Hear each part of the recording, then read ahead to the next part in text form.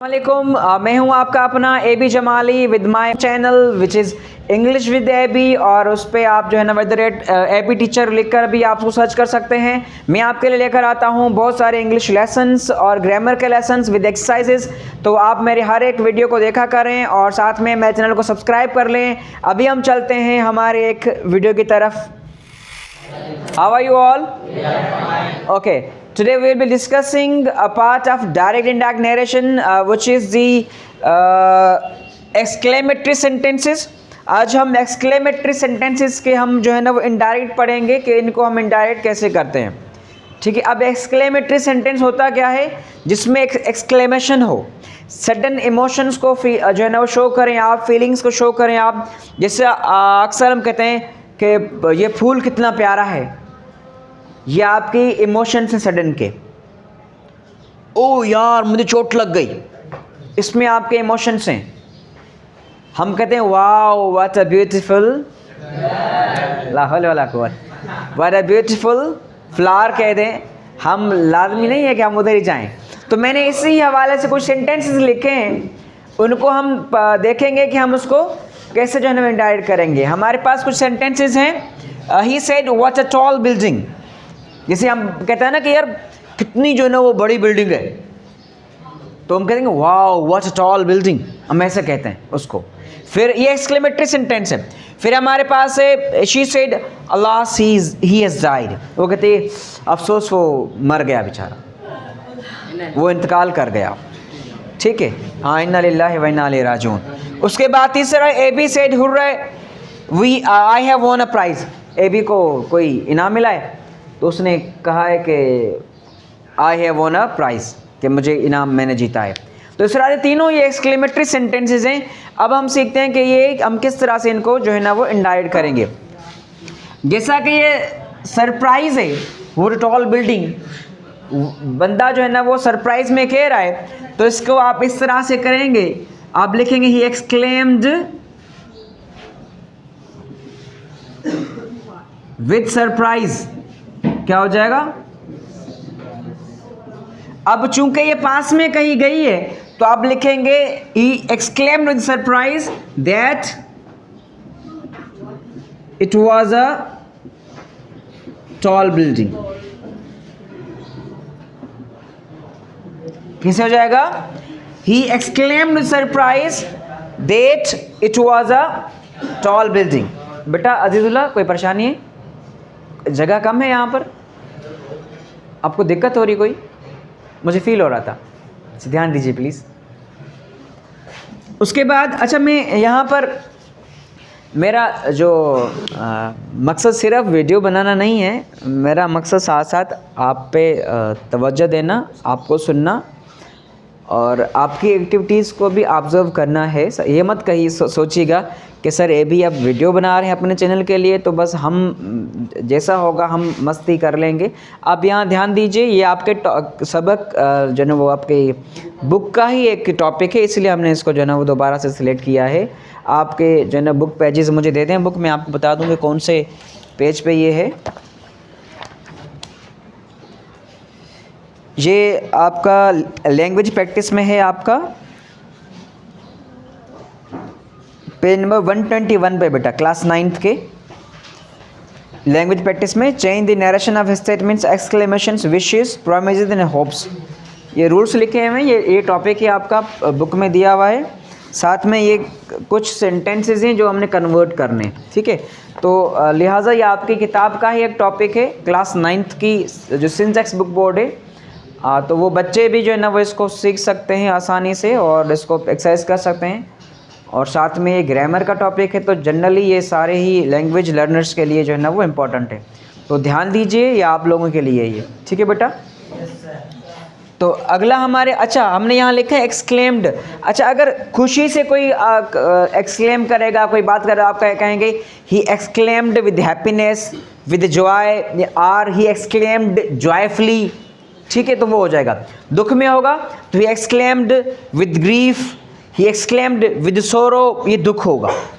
ठीक है, अगर कोई जो है ना वो सरप्राइज है, तो ही आप कहेंगे he exclaimed with wonder, he exclaimed with surprise, तो वहाँ पे सरप्राइज हो जाएगा। बात समझ आ रही है आपको? तो इस तरह से आप इसको करेंगे इनडायरेक्ट में। अब यहाँ पर somebody has died, so she said alas he has died, तो क्या हो जाएगा? she exclaimed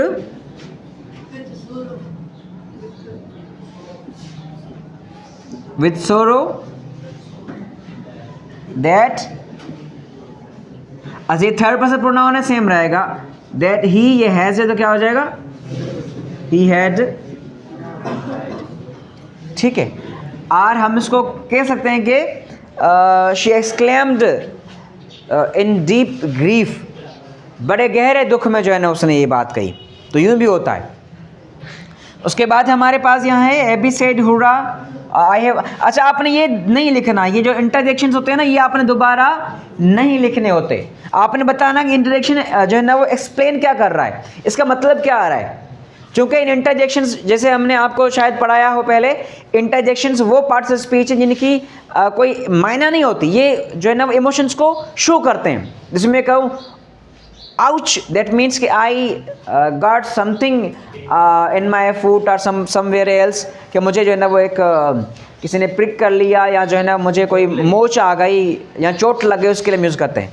फिर हम करें ओ, दैट मीन्स के समथिंग बैड हैड हैपेंड, कुछ गलत हुआ है। यहाँ के वाओ, दैट मीन्स कि कुछ अच्छा हमें दिखा है या कुछ अच्छा हुआ है। और इसे उर्दू में भी होते हैं अरे यार, ठीक है। तो अरे यार की मायने क्या है? सिंधी में भी ऐसे बहुत सारे हैं, वंजड़े हाणे हाणे, दैट शोज सरप्राइज। हाँ, तो ये इंटरजेक्शंस हैं, ये शो करते हैं बाबा जी, इसकी एग्जैक्ट मीनिंग नहीं होती, ये इमोशंस को शो करते हैं। जैसे हमारे पास, जैसे हम कहते हैं पेन, एप्पल, बुक, इनकी मायना है पेन मतलब कलम, बुक मतलब किताब, ठीक है। और हमारे पास एप्पल है तो सेब है, बेटा प्लीज। इस तरह से इंटरजेक्शंस की जो है ना कोई मायना नहीं होती, लेकिन ये शो करते हैं मुख्तलिफ। जैसे अल्लाह की कोई मायना नहीं है, ये हम अफसोस में कहते हैं जब दुख हो रहा हो हमें। हुर्रे की कोई मायना नहीं है, जब खुशी होती है हम ये वर्ड्स कहते हैं। हम ये बदबू के लिए हम कहते हैं पू, कोई हमें गंदा टेस्ट हो रहा हो तो यख बोलते हैं हम, ठीक है। तो इस तरह से ये इंटरजेक्शन से सारे के सारे। अच्छा, तो यहां पर ये हुर्रा किसको शो कर रहा है? हैप्पीनेस को, जॉय को। तो क्या हो जाएगा? A B exclaimed with joy, और अगर विद नहीं लगा रहे तो इसकी जगह आप लिखेंगे जो है ना adverb joyfully. A B exclaimed joyfully और A B exclaimed with joy that, अब ए बी लड़का है तो क्या हो जाएगा? He had won a prize. इस तरह से आप इनका क्या करेंगे? एक्सक्लेमेटरी सेंटेंस को क्या करेंगे आप? इनडायरेक्ट करेंगे। अच्छा, इसके साथ साथ मैं आपको एक और चीज बता दूं, कुछ हमारे पास सेंटेंसेस विशिंग वाले होते हैं। मैं जो है ना वो इसका जो रिपोर्टिंग वर्ब है उसको चेंज करके लिखते हैं यहाँ पर। सपोज अगर मैं यहाँ पे लिखूं he said I wish I win a prize, क्या है? I wish I win a prize, कि मेरी ये ख्वाहिश है कि मैं इनाम जीतूं। तो क्या हो जाएगा इसका? अच्छा, इसमें हम इसको क्या करेंगे? रिपोर्टिंग वर्ब बना लेंगे इसका। हो जाएगा he wished that he win को क्या कर देंगे? Won a prize. या इसको यूं भी कह सकते हैं आप इसको, he wished to win a prize. बात समझ रहे हैं आपको? ये भी इसका इनडायरेक्ट है। या फिर अगर आ जाए होप का, आ जाए क्या? आ जाए, जैसे कि मैं कहूं, हम रिपोर्टिंग वर्ब साथ पढ़ रहे हैं, मैंने लिखा ही said I hope he will be fine, मुझे उम्मीद है कि वो ठीक होगा। तो क्या हो जाएगा, ही होप्ड दैट, ही चूंकि थर्ड पर्सन है सेम रहेगा, ही वुड बी फाइन। ये फिर हो जाएगा आपका, अगर कहीं पे होप डिस्कस हो बताई गई है उसमें, ठीक है। ये सेम चीज़ें हमने आपके बुक में मौजूद हैं, इसलिए हम आपको ये सेंटेंसेस एक्सरसाइज करवा रहे हैं। साथ में अगर आपको कोई आई एम सॉरी कहता है, he said I am sorry, क्या हो जाएगा, he apologised, he apologised to me, कि उसने मुझसे माफी मांगी। या इसको यूं कहेंगे, he said that he was sorry, और ही सेड विद रिमोर्स, अफसोस में सॉरी कहते हुए, माफी मांगते हुए, ठीक है। साथ में अगर ऐसा कोई सेंटेंस हो, मैं जल्दी जल्दी में इसलिए लिख रहा हूं ताकि हम इसको जल्दी जल्दी कंप्लीट कर लें। ही सेड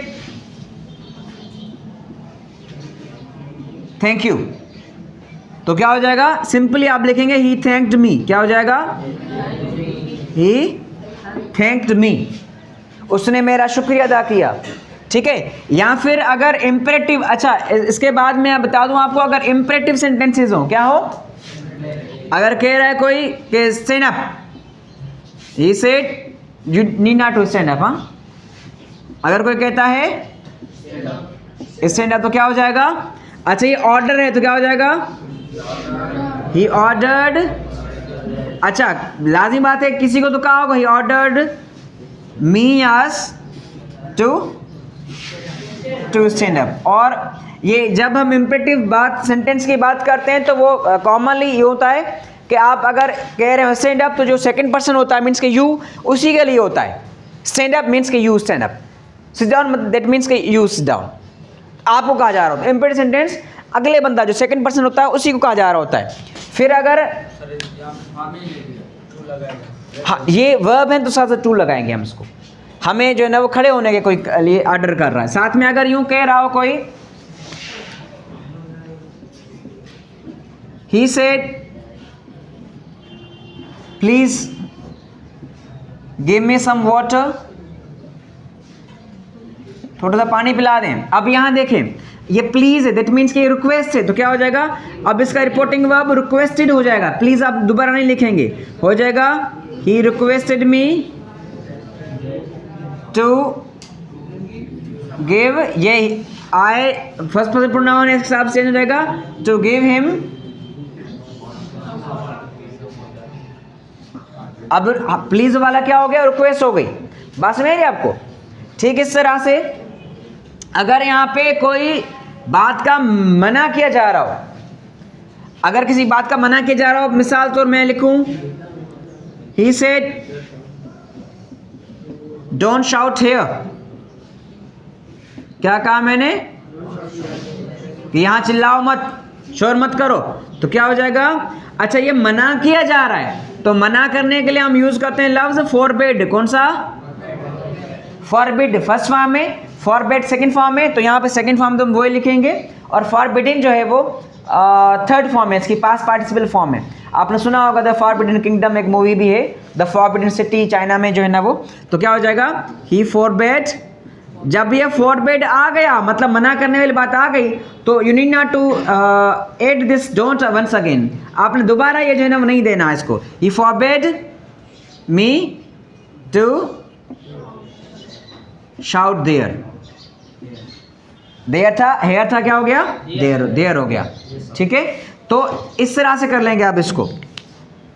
बात समझ में आ रही है आपको, इम्पेरेटिव समझ में आ रहा है आपको। या फिर जो है ना वो डॉक्टर आपको कह रहा है, द डॉक्टर सेड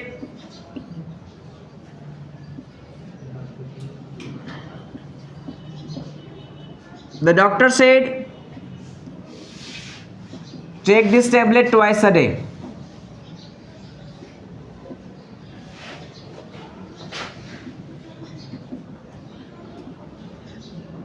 कि यह टैबलेट दिन में 2 मरतबा खानी है।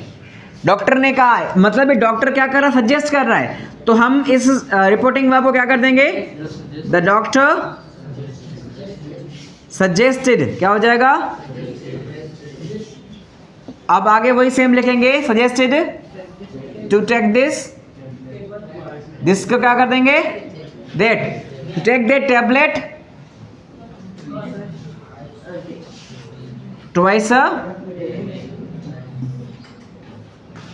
बात समझ आ रही है आपको। या इस तरह से आपको कोई एडवाइस कर रहा हो तो आप कहेंगे ही एडवाइज्ड, ठीक है। या अगर कोई चीज बंदा एक्सप्लेन कर रहा हो तो आप कहेंगे ही फर्दर एक्सप्लेन्ड। तो ये रिपोर्टिंग वर्ब्स भी क्या हो जाएंगे, इन्हीं सेंटेंस के हिसाब से क्या हो जाएंगे, चेंज हो जाएंगे। हमारे एक्सक्लेमेटरी सेंटेंस कैसे होंगे, आप लिखेंगे जो भी रिपोर्टिंग करने वाला बंदा होगा, रिपोर्टर होगा, आप लिखेंगे ही एक्सक्लेम्ड, दुख में, खुशी में, सरप्राइज में, तो वो आपने लिखना है विद सरप्राइज, विद सोरो, विद जॉय या जॉयफुली, सोरोफुली, ठीक है, सरप्राइजिंगली, तो जो होगा वो आप उसके साथ ऐड करेंगे एडवर्ब की तरह भी ये भी। तो उसके बाद फिर आपने अगला जो पार्ट होगा वो उसको इस तरह से लिखना है, उसमें पास्ट में ही लिखना है उसको। बात समझ आ रही है आपको। और अगर इम्परेटिव्स होंगे जिसमें ऑर्डर्स होती हैं, रिक्वेस्ट होती हैं, सजेशंस होती हैं, प्रोहिबिशंस होती हैं, तो उनको फिर आप इस तरह से जैसे कि हमने आपको अभी बताया, ठीक है। अभी हम जो है वो एक्सरसाइज बुक पे इंशाल्लाह इसके बाद करते हैं, आपको समझाया थोड़ा सा, ठीक है।